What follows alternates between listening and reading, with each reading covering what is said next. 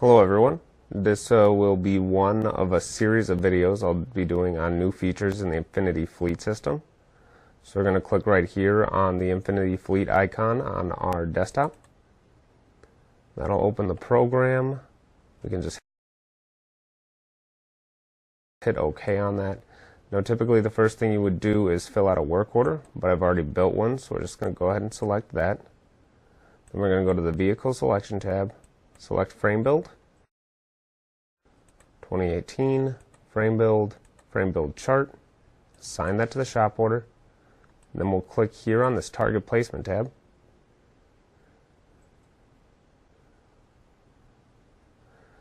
Now if you ever don't like the colors on the background, you can select anything you want. Personally, I do prefer the white and gray, but if you wanted to, you could switch to anything from black to green, any of those things just by selecting some of these boxes here. And if you prefer working in inches, you can always just check this measurements are in inches box, or if you don't, leave it blank and they'll be in millimeters.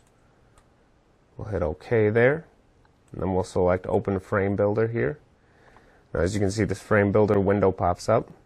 You can set your lengths and widths to whatever value you want based on the frame you're working with. I'm going to go ahead and leave those as they are right there. We'll hit Frame. That'll drop a frame down. This is a pretty standard boxy frame. We do also have Volvo frames which widen out in the front to make room for that lower motor. We also have axles. We have single and dual wheel. Drop a single wheel axle up here, and we'll drop a couple dual wheels at the back.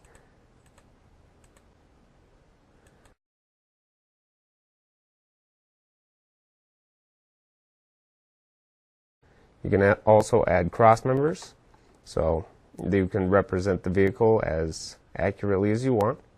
So say we have a cross member here. If you ever have a slightly wider cross member, you can always change that by changing this length measurement. We'll grab a cross member, and as you can see, we now have a slightly thicker cross member here, and you can do that for any of these things. And once you change those values, it won't change any of the scaling on the rest of your frame, but it will change anything that you do after you change those values. One handy feature we have is you can draw lines on your frame.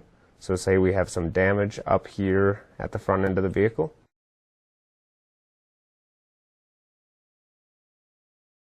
We can circle that, draw a line, and then you can add a text box saying what kind of damage, or that there is damage. So we'll just write visible damage here.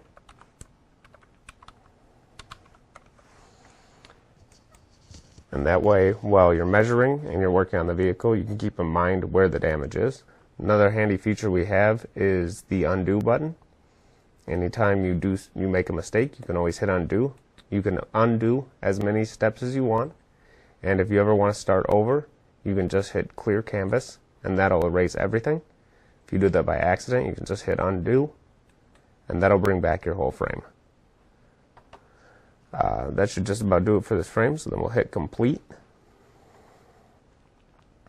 Now you can see the frame pop up, and then we can go back if you'd like and select a chart to overlay on the frame.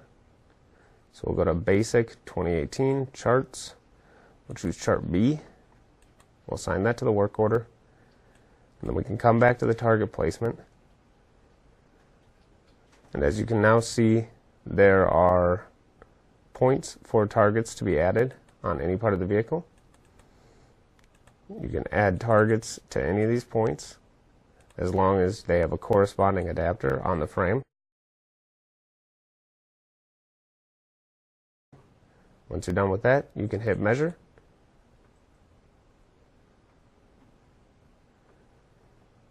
And you'll see a frame pop up and you're ready to go. Thank you, and I hope you enjoyed this video.